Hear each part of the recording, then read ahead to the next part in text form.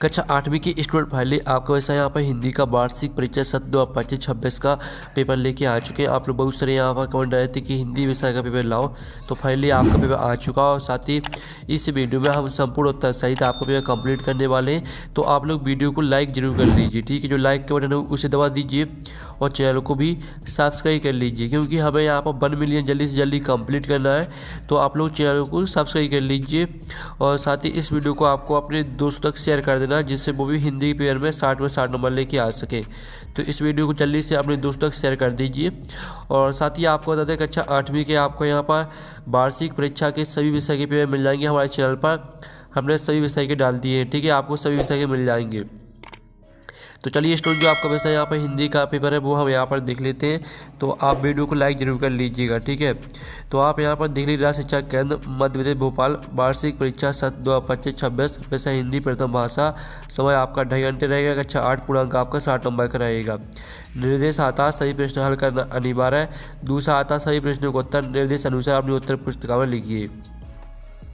तो आपके बहुविकल्पी प्रश्न आते हैं 1 से 5 तक। निर्देश आता प्रश्नों को पढ़कर नीचे दिए विकल्पों में से सही विकल्प चुनकर उत्तर लिखिए।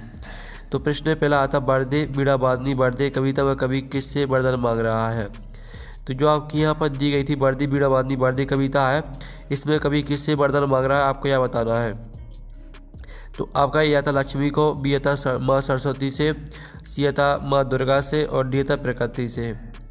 तो बर्दे बीड़ा बादनी बर्दे कविता में कवि किससे वरदान मांग रहा है, तो इसका जो उत्तर रहेगा वो आपका यहाँ पर वाह हो जाएगा माँ सरस्वती से, ठीक है। माँ सरस्वती से वरदान मांग रहा है। फिर आपका दूसरा दिया गया है तानसेन के गुरु कौन थे। तो आपका यह था स्वामी हरिदास, बी था बैजू बावरा, सी था राजा मान सिंह और डी था अकबर। तो तानसेन के गुरु कौन थे, तो जो आपके यहाँ पर तानसेन के गुरु थे वो थे आपके स्वामी हरिदास, ठीक है। तो आपको ध्यान से देखना और सुनना, जैसे पूरे ऑब्जेक्ट है वो यहीं पे याद कर लेने, ठीक है। ध्यान से देखिएगा और सुनिएगा। तीसरा आता पुष्प की अभिलाषा कविता में पुष्प किसके चरणों में समर्पित होना चाहता है। तो आपका ए आता देवताओं के, बी आता सम्राटों के, सी आता मातृभूमि के वीर सपूतों के और डी आता आपका प्रेमिका के। तो प्रश्न जो तीसरा दिया गया है पुष्प की अभिलाषा कविता में पुष्प किसके चरणों में समर्पित होना चाहता है, तो इसका उत्तर आपका यहाँ पर हो जाएगा सी मातृभूमि के वीर सपूतों के। फिर आपका यहाँ पर देख लेते हैं चौथा अपराजिता पाठ की विधा क्या है। तो आपका यह था संस्मरण, बी था कहानी, सी था आपका व्यंग और डी था जीवनी। तो अपराजिता पाठ की विधा क्या है, तो जो आपकी अपराजिता पाठ की जो विधा है वो है आपकी संस्मरण। फिर आपकी प्रश्न 5 आता है हिमालय शब्द में कौन सी संधि है। तो आपका यह था स्वर संधि, बी था व्यंजन संधि, सी था विसर्ग संधि और डी था इनमें से कोई नहीं। तो हिमालय शब्द में कौन सी संधि है, तो हिमालय शब्द में है आपकी यहाँ पर स्वर संधि, ठीक है। तो इस तरह से जो आपके 1 से 5 तक दिए गए थे बहुविकल्पी प्रश्न वो कंप्लीट हो जाते हैं। आपने अच्छे से याद कर लिए होंगे, ठीक है। और वीडियो को लाइक जरूर कर लीजिए, चैनल को भी सब्सक्राइब कर लीजिए। आप रिक्त स्थानों की पूर्ति कीजिए। प्रश्न के बाद 6 से 10 तक रिक्त स्थान आते हैं। निर्देश आता रिक्त स्थानों की पूर्ति कीजिए। प्रत्येक प्रश्न के लिए 1 अंक आपका निर्धारित है। तो प्रश्न 6 आता है हृदय भर आना मुहावरे का अर्थ डॉट डॉट है। तो यहाँ पर हृदय भर आना जो मुहावरे का अर्थ होता है वो होता है आपका भावुक होना, ठीक है। भावुक होना आपका इसका आंसर हो जाएगा, ठीक है, भावुक होना। फिर दूसरा आता है भेड़ाघाट में डॉट डॉट नदी का जल प्रपात गिरता है। तो भेड़ाघाट में आपका नर्मदा, ठीक है, आप यहाँ पर देख लीजिए नर्मदा नदी का जल प्रपात गिरता है। फिर आपका 8वां था अनुशासन, ठीक है। अनुशासन शब्द में डॉट डॉट उपसर्ग जुड़ा है। तो अनुशासन शब्द में आपका अनु उपसर्ग जुड़ा है, ठीक है। अनु आपका राइट आंसर हो जाएगा। फिर आपका 9वां आता है बिरसा मुंडा ने डॉट डॉट समाज को जगाने का कार्य किया। तो बिरसा मुंडा ने आदिवासी, ठीक है, आदिवासी, बिरसा मुंडा ने आदिवासी समाज को जगाने का कार्य किया। फिर आपका 10वां आता है समाज शब्द में एक प्रत्यय जोड़ने पर नया शब्द डॉट डॉट बनेगा। तो समाज शब्द में एक प्रत्यय जोड़ने पर नया शब्द आपका सामाजिक बनेगा, ठीक है, सामाजिक। ये आपका यहाँ पर उत्तर हो जाएगा। तो इस तरह से जो आपके रेगिस्तान वो भी कंप्लीट हो जाते हैं। आपने अच्छे से याद कर लिए होंगे। वीडियो को लाइक कर लीजिए, चैनल को सब्सक्राइब कर लीजिए। अब अति लघु 3 प्रश्न आते हैं 11 से 16 तक, तो इनको हम कंप्लीट करेंगे। तो 11वां आता है माँ सरस्वती को बीड़ाबंदी क्यों कहा जाता है। तो चलिए इसका जो उत्तर रहेगा वो हम यहाँ पर देख लेते हैं। तो 11वीं का उत्तर आपका रहेगा माँ सरस्वती के हाथों में बीड़ा सुशोभित है और वे बीड़ा बजाती हैं, इसलिए उन्हें बीड़ाबंदी कहा जाता है। फिर आपका 12वां आता डॉक्टर चंद्रा को अपराजिता क्यों कहा गया है। तो इसका उत्तर रहेगा डॉक्टर चंद्रा का निचला शरीर अपंग होने के बावजूद उन्होंने कभी हार नहीं मानी और अपने साहस व कठिन परिश्रम से महान उपलब्धि हासिल की, इसलिए उन्हें अपराजिता कहा गया। फिर आपका 13वां था मुक्तानंद जी का जीवन दर्शन क्या था। तो मुक्तानंद जी का जीवन दर्शन मुफ्त का चंदन घी से मेरे नंदन था, अर्थात वे हर चीज़ मुफ्त में प्राप्त करने का प्रयास करते थे। फिर आपका यहाँ पर 14वां था लता मंगेशकर को स्वर कोकिला क्यों कहा जाता है।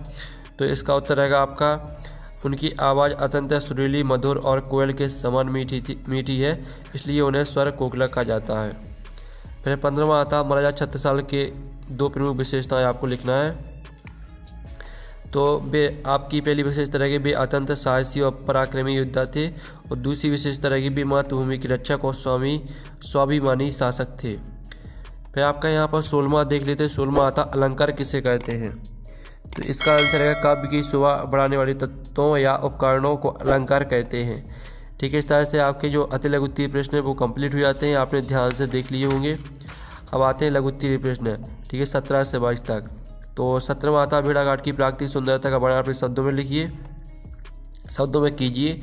तो आप यहाँ पर देख लीजिए भेड़ाघाट में नर्मदा नदी संगमरमर की ऊंची चट्टानों के बीच से बहती है। चांदनी रात में यहाँ का दृश्य अलौकिक होता है, ठीक है, अत्यंत सुंदर लगता है। यहाँ तक याद कर लेना है। फिर आपका यहाँ पर आता है 18वां कुमार गंधर्व ने संगीत के क्षेत्र में क्या नवीन प्रयोग किए।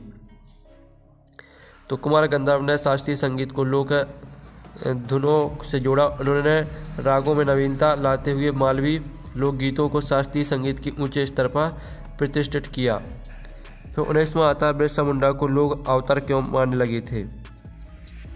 तो इसका आंसर देख लीजिए। बिरसा मुंडा ने समाज के लोगों को कुरीतियों से दूर किया और उनमें चेतना जगाई। वो जड़ी बूटियों से लोगों का इलाज भी करते थे, जिससे लोग उन्हें चमत्कारी शक्ति वाला ठीक है अवतार मानने लगे। फिर आपका 20वां आता रस किसे कहते हैं। रसरंग रस का स्थायी भाव और एक उदाहरण लिखिए। तो आप यहाँ पर देख लीजिए बिरसा मुंडा ने समाज के लोगों को कुरीतियों से दूर किया और उनमें चेतना जगाई। वे जड़ी बूटियों से लोगों का इलाज भी करते थे, जिससे लोग उन्हें चमत्कारी शक्ति वाला अवतार मानने लगे। फिर आपका 20वां आता रस किसे कहते हैं। तो आपका ठीक है रस किसे कहते हैं और श्रृंगार रस का स्थायी भाव और एक उदाहरण लिखना है आपको। तो आप यहाँ पर दिल्ली काव्य को पढ़ने या सुनने से जो आनंद प्राप्त होता है उसे रस कहते हैं। श्रृंगार रस का स्थायी भाव आपका रहती है। उदाहरण हो जाएगा मेरे तो गिरधा गोपाल दूसरा न कोई। फिर आपका यहाँ पर आता है अपने प्रधान अध्यापक को 3 दिवस के अवकाश के लिए आपको प्रार्थना पत्र लिखना है। तो ये रहा आपका प्रार्थना पत्र, ठीक है। सेवा में श्रीमान प्रधान अध्यापक महोदय, शासकीय माध्यमिक शाला, आपके शहर का नाम, जो भी आपका शहर का नाम है वो आपको यहाँ पर डाल देना है, ठीक है, कोष्टक में। वैसा देख लीजिए 3 दिवस के अवकाश हेतु प्रार्थना पत्र, और साथ ही ठीक है इसको पूरा याद कर लेना, स्क्रीनशॉट ले लीजिए। और फिर आपका यहाँ पर आता है 22वां, निम्नलिखित मुहावरों का अर्थ स्पष्ट कर वाक्य में प्रयोग कीजिए। नो दो गहरा होना और दांते तले उंगली दबाना और आँख का तारा। तो आप यहाँ पर देख लीजिए ये आपका दिया गया है। नो दो गहरा होना भाग जाना होता है, ठीक है। पुलिस को देखते ही चोर नो दो गहरा हो गया। और दांतों तले उंगली दबाना का अर्थ होता है दंग रह जाना। इसका प्रयोग रहेगा छोटे बच्चे का साहस देखकर सबने दांतों तले उंगली दबा ली। और आँख का तारा बहुत प्यारा होना, इसका प्रयोग रहेगा श्रवण कुमार अपने माता पिता की आंखों के तारे थे। अब चलिए आपके यहाँ पर देखो 3 प्रश्न आते 23 से 26 तक। तो निर्देश आता प्रश्नों को 75 या 100 शब्दों में लिखिए। प्रत्येक प्रश्न के लिए 5 अंक आपका निर्धारित है। तो 23वां आता निम्नलिखित पंक्तियों का संदर्भ सहित भाव स्पष्ट कीजिए, ठीक है। नव के नव विहग वृंद को इस तरह से दिया गया है, ठीक है। तो पूरा पढ़ लेना है आपको। चलिए इसका हम यहाँ पर देख लेते हैं। संदर्भ और भावार्थ, ये रहा आपका संदर्भ और ये रहा आपका भावार्थ, ठीक है। इसको पूरा याद कर लेना है। फिर आपका चॉइस में आता है जहाज का पक्षी किस बात का प्रतीक है, आंसर स्पष्ट कीजिए। तो आप यहाँ पर देख लीजिए, जहाज का पक्षी भगवान की अटूट भक्ति और अनन्य निष्ठा का प्रतीक है। पूरा आपको याद कर लेना है, ठीक है, स्क्रीनशॉट ले लीजिए। फिर 25वां प्रश्न आता है, निम्नलिखित आपराधिक गद्यांश को पढ़कर नीचे दिए प्रश्नों को उत्तर दीजिए। 5 नंबर का रहेगा, ठीक है। मानव जीवन में परिश्रम का बहुत महत्व है, ठीक है, इस तरह से दिया गया। तो शिखर पर पहुँचते हैं यहाँ तक पढ़ लेना है आप। इसका का प्रश्न आता है, उपयुक्त गद्यांश का उचित शीर्षक लिखिए। खा आता मनुष्य का सबसे बड़ा शत्रु कौन है, और गा आता जीवन में सफलता प्राप्त करने के लिए क्या आवश्यक है। तो तीनों के उत्तर आप यहाँ पर देख लीजिए। आपके तीनों के उत्तर यहाँ पर दिए। कावाली का उत्तर परिश्रम का महत्व या सफलता का मूल मंत्र परिश्रम। और मनुष्य का सबसे बड़ा शत्रु कौन है, तो गद्यांश के अनुसार अलस्य मनुष्य का सबसे बड़ा शत्रु है। और गावाली का उत्तर देख लीजिए। फिर आपका यहाँ पर 26वां आता है, किसी एक विषय पर लगभग 150 शब्दों में निबंध लिखिए। मेरे प्रिय त्यौहार विज्ञान की चमत्कार जल ही जीवन है। तो हमें यहाँ पर जल ही जीवन पर आपका यहाँ पर निबंध देख लेते हैं। पहले प्रस्तावना, जल की उपयोगिता, ठीक है, इन दोनों हेडिंग को याद कर लेना। और जल संकट और संरक्षण, इस हेडिंग को याद कर लेना है। और ऑप्शन नहर, ठीक है। इस तरह से जो आपका हिंदी का पेपर है वो कंप्लीट हो जाता है। आप लोग वीडियो को लाइक कर लीजिए, चैनल को सब्सक्राइब कर लीजिए, साथ ही इस वीडियो को अपने दोस्तों तक शेयर कर दीजिए। साथ ही आपको यहाँ पर कक्षा 8वीं की सभी विषय के पेपर मिल जाएंगे हमारे चैनल पर। हमने सभी विषय के डाल दिए हैं। हम नेक्स्ट वीडियो में मिलते हैं। Thanks for watching.